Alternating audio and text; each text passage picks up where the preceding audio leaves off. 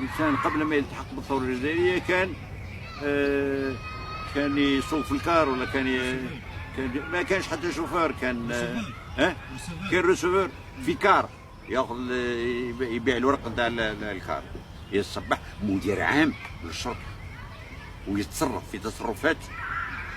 والعياذ بالله كان يجي العنابه لمدينه عنابه، يجي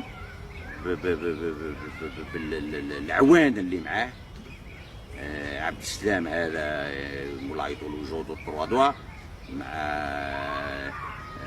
واحد كوميسار يقول له ما عارف شنو الاسم نتاعو، تاخر عليه الجواب، نسيت حتى الاسم نتاعو. يروحوا وياخذوا نساء الرجال ويجيبوهم باش يعدوا بهم السهرات. نعطيك مثل، كاين واحد متوظف بسيط في مدينة عنابة، ساكن سيدي سالم، عنده زوجة جميلة. يطلع عبد السلام يقول له جيب زوجتك، انا مدايرين حفلة لهنا وراك معروف، جيب الزوجة نتاعك. قال له سي، قال له واش نجيب الزوجة نتاعك؟ ما عندي حتى علاقة بكم ولا الكوميسار يقول له بيدو مبارك. قال له كيفاه ما تجيبش المرأة نتاعك؟ قال له تعصيف.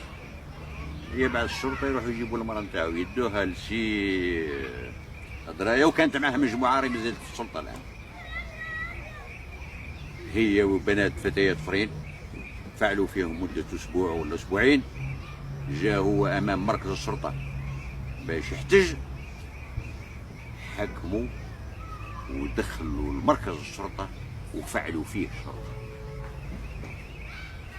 وخبار كيما هذه تروج. لما يسمع مواطن مدينة وأن فلان الفلاني اغتصبت الزوجة نتاعو ومشات يفعلوا فيها إطارات دولة، وهو لما يمشي يحتج يدخلوه للسجن ويفعلوا فيه، واش تصبح نظرتك في الاستقلال؟ أنا نظن يهدر لي نكتفي بالجواب هذا ليك. سمعتي؟ هذه الدولة اللي كانت سمعتي؟